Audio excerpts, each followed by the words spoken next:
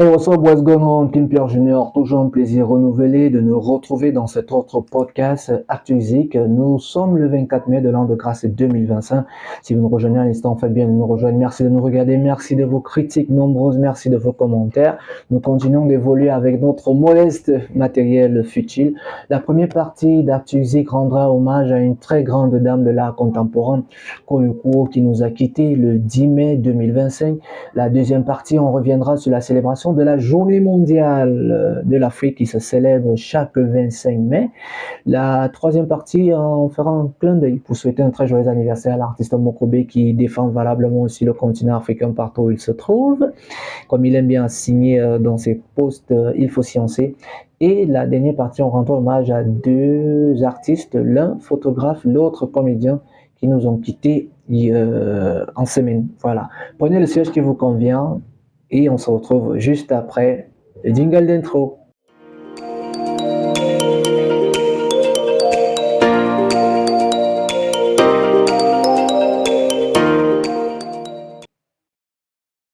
Le 10 mai 2025, il y a pratiquement aujourd'hui 13 jours que nous avons appris cette triste nouvelle. Nous avons même rédigé sur notre plateforme KPG Venancom pour marquer cette tristesse qui, a, qui, a, qui nous habite parce que c'est toujours le cas. Moi, j'ai quand même pris le temps pour pouvoir parler de cette grande dame qui nous a quittés, connue sous le nom à l'état civil de Koyoko.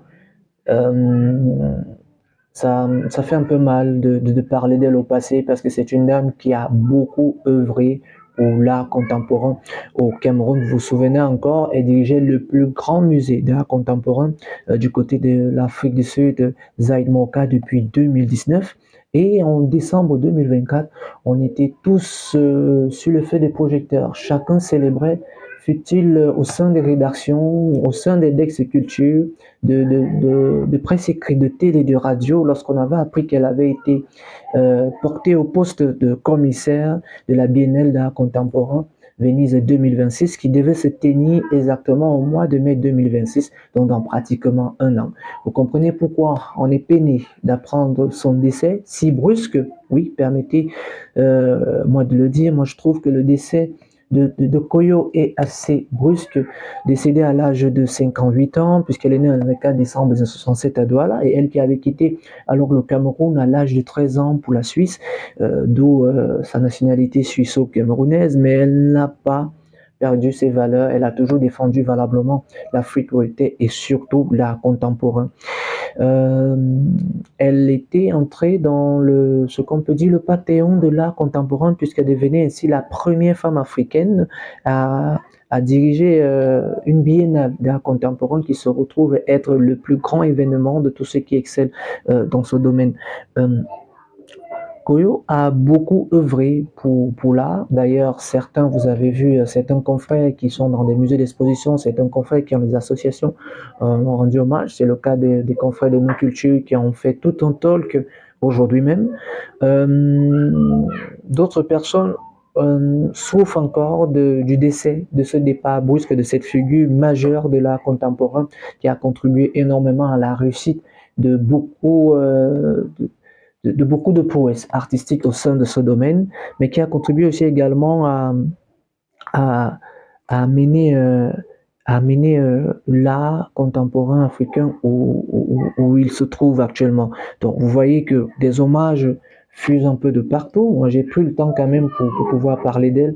Et ce que vous devez également savoir, c'est que Koyoko aurait été seulement la deuxième femme commissaire de la Biennale contemporaine de Venise issue du continent africain et remplaçait ainsi la nigériano-américaine Okui Emenzo, mort en 2019.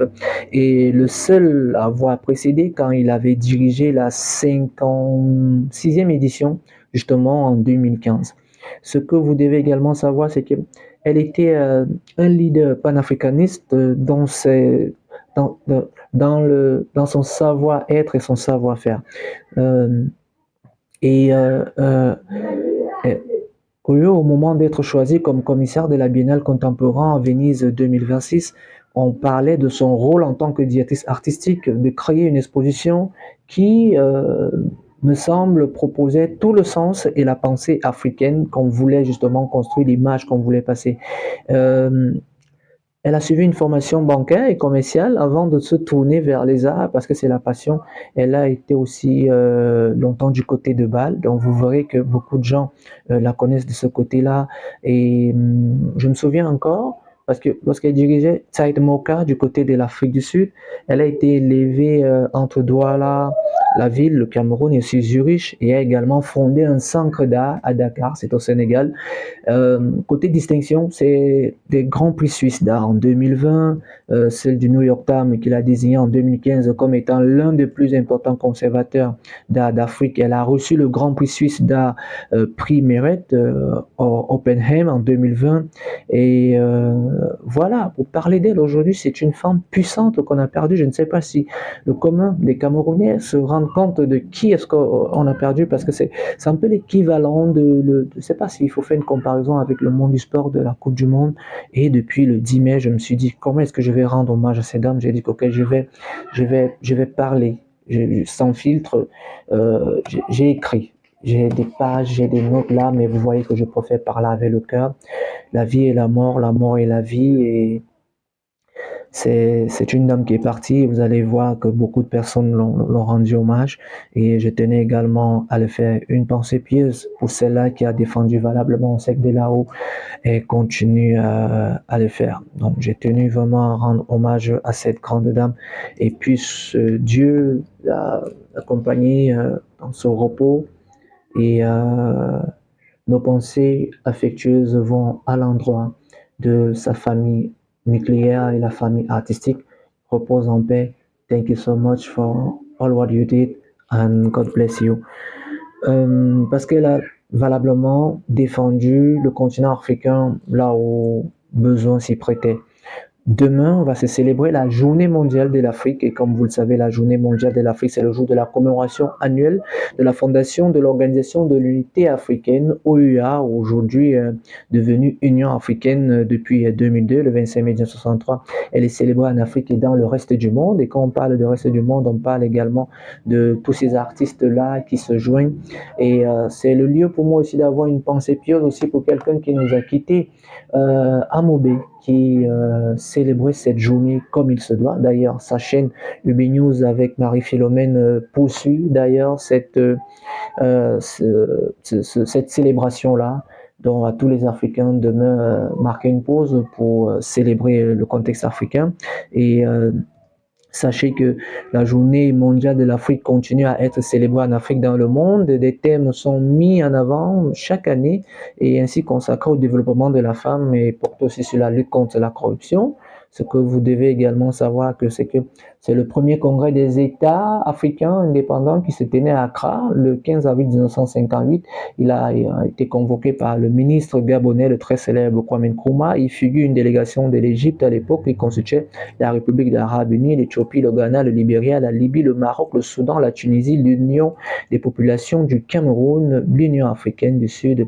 L'Union d'Afrique du Sud n'a pas été invitée, mais la conférence présente de nombreux progrès de mouvement de libération du continent en tant que symbole de la détermination des peuples africains. Donc c'est une célébration qui se fait aujourd'hui depuis le 25 mai 1963 dans tous les Africains. On souhaite de très bonnes fêtes et on souhaite bonne fête à Koyo depuis là-haut parce que elle défendait valablement cette fête. Autre information également, je le disais, il y a Éric Legrand qui nous a quittés. Moi, j'ai grandi avec la saga de bande dessinée Dragon Ball Z et les mangaka. Et c'était la voix de Vegeta, le personnage Vegeta, mais la voix aussi également de Saint Seiya, personnage principal des Chevaliers du Zodiaque. Il nous a quittés et il aimait souvent se considérer comme un comédien et non comme une voix qui fait dans le doublage. Donc, j'ai tenu à rendre hommage à ce grand homme. D'ailleurs, l'article est à retrouver sur www.kpgvenan.com. Une pensée pieuse pour lui et merci pour ce qu'il a fait parce que Vegeta reste pour moi l'un des personnages que moi j'ai toujours aimé dans Dragon Ball Z. Je crois que j'ai m'identifié beaucoup à lui et on a dit qu'ok, on rend hommage à ce grand homme qui est parti. Hommage également au photographe franco-brésilien Sebastiano Salgado, connu pour ses contenus noir sur blanc des conflits de la forêt amazonienne. Il est mort à l'âge de 81 ans, a annoncé vendredi l'Académie des Beaux-Arts française, dont il était membre. Ce qu'il faut retenir, c'est qu'il a réussi à réaliser des travaux assez exceptionnels, que je vous recommande d'ailleurs de regarder, quelques images qui passent là. Et voilà, c'est des personnes, c'est des artistes qui ont su immortaliser des moments et qui se sont dit que, bon, on pourra tant bien que mal parler d'eux aujourd'hui. Donc, à Sebastiano, à Éric Legrand, à Koyokoro, à euh, Mobé, reposez tous en paix et merci pour ce que vous avez fait. Nous allons essayer de continuer, d'où la production de ce style de podcast avec nos modestes moyens, on essaye tant bien que mal comme on peut. Merci de nous avoir regardé. N'oubliez pas toute l'actualité culturelle, l'agenda culture du week-end, futur du Cameroun, de la sous-région et de l'Afrique et voire même en France, c'est à lire sur www.kpgv.com pour ne rien manquer de ce qui va se passer. Retrouvons-nous pour une autre sortie de Artulsic, mais cette fois-ci, ça ne sera pas un peu triste comme cette deuxième partie. Et voilà, on ne pourra pas sortir d'ici sans souhaiter un très joyeux anniversaire à l'homme qui demande à chaque fois, oui, une bonne note par exemple, pour sortir de ce volet triste.